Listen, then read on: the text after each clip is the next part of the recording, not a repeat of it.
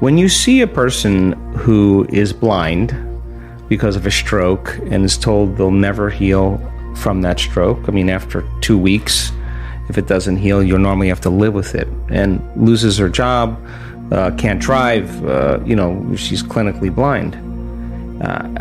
I'm not the person that is going to tell her, you can absolutely heal this. She has to come to that understanding on her own.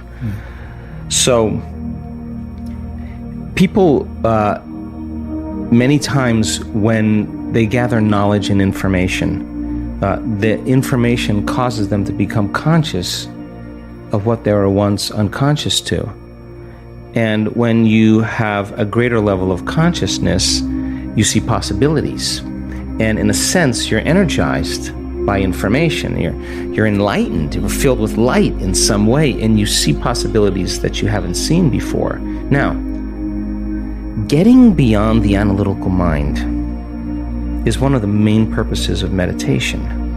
And I can tell you that the analytical mind is always going to talk us out of possibility because it is fascinated on trying to predict what's going to happen next. So if you can predict your future, then you're laying a known on an unknown. And this is a habit we have because the brain is an anticipation machine. So there's many different obstacles and resistances that come with a persistent disbelief that has been programmed over and over again. I mean, I don't watch television, but I've watched it because of what's happening in the world. And I am so insulted by television commercials. I can't believe people would sit there and allow that information to program them, some drug to make them feel a certain way, some look, some whatever. You don't think that has profound effects on programming a person into limitation? When I wrote the book, You Are the Placebo, I was so angry at myself for 2 weeks. I was so frustrated with myself because I bought the program. People believe they need a flu shot because they don't believe the body's innate capacity to heal. 4 days teaching people how to elevate their state increased immunoglobulin A in our research by 50%. Immunoglobulin A is your body's primary defense against bacteria and viruses. It's better than the flu shot. It's better than a flu shot. But that's not the information that people get. So there's a layer of programming that's happening. And the beauty behind all of this is nobody's buying information any longer. I love it. And I'm not prone to believe that guy in that tube telling me the way it is, and nobody should. And more people then, as they start to wake up to information, there's a change in energy. Because change in consciousness requires a change in energy. And now, a greater energy causes systems that were once stable to become unstable, to become chaotic. And chaos is just unpredictable order. It's novelty, it's newness, it's an unraveling of systems. So hang on. This is a really profound time because it's got to break. And when it breaks, something better come out of it. And it's not going to be governments and politicians and religious figures and whatever leading the way. There is no one leader. Everybody's got to lead. Just like those birds that move in one direction, or those fish that are all in a school and they're moving together, give the appearance of something bigger to predators. You study that principle in biology. It's called emergence. You think that there's one leader that everybody's following. Everybody's leading.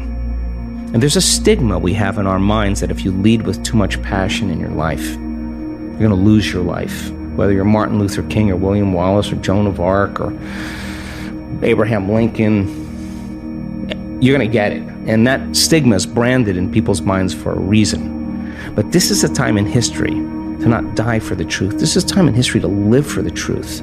And if you're working on your anger and frustration, and I'm working on my fear and anxiety and my judgment, and I'm taking care of me, and you emerge in that heart of yours, and I emerge in that heart, we are going to be like-minded. We're going to be connected by that invisible field. Now everybody's leading, and you just can't take out everybody now. So we can't wait for anybody else to take care of us.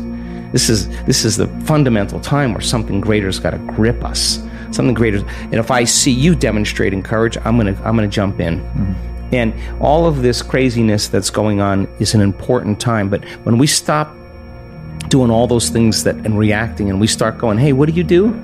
Oh, you're a solar panel guy? Oh, I'm a teacher. Oh, you're a doctor? Let's get together and let's start figuring out how to coexist. Oh, you're brown, I'm white, you're black.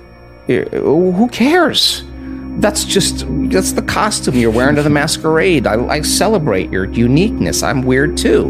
And we're all like that. So the biggest lie is that kind of a way to create separation amongst people for the simple reason to disempower them into limitation, because now they're more dependent on pharmaceutical companies.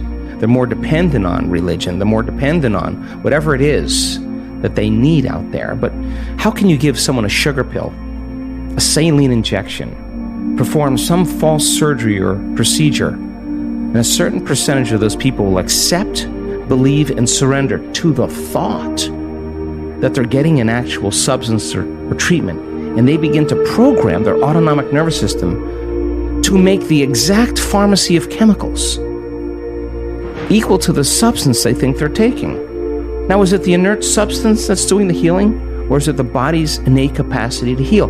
Because that sugar pill represents, it is a symbol of possibility. And you hand that person that pill, and they begin to select a new potential in the quantum field called, this could actually work. And if the doctor's enthusiastic, it'll work better. And if you name it something they can't pronounce, it'll work even better. And if you charge a lot more money for it, it'll work even better. And you make it sound like something that it can do for you, it'll work even better. Viagra, Niagara, it's a lot of flow. It's subconscious cues. So then, in the studies on depression, in the studies on pain relief, those people were making their own pharmacy of antidepressants, their own pharmacy of morphine. They were checking the receptor sites on the outside of the cells, and their body was making morphine. So then, do you need the sugar pill? Do you need the saline injection? Do you need to perform some false surgery or procedure? Because all they're doing is marrying a clear intention with the elevated emotion of optimism, of possibility, of inspiration. They're changing their state of being. All right, so the depression studies took 8 weeks, giving the person the pill every day. Most of them thought they were getting the actual substance because they felt so much better. The brain scan showed that they were better. They were getting the placebo. They went back to the researchers and said, I'm sorry, you must have given me the real medication. No, we gave you the placebo. That's how much better they felt. It wasn't one day. They didn't take it once and say, I'm better. He took it for 6 weeks. So then people are so entitled to thinking that the moment they press on their cell phone, they get answers and information. It's not how it works. This is a practice. Every day, changing your state of being, doing it for 8 weeks without a sugar pill, just marrying a clear intention and elevated emotion, changing your state of being without any exogenous substance. Sooner or later, you start feeling good. You practice feeling good every day for 8 weeks, you're going to start feeling good. It's just going to be the side effect. It just makes sense.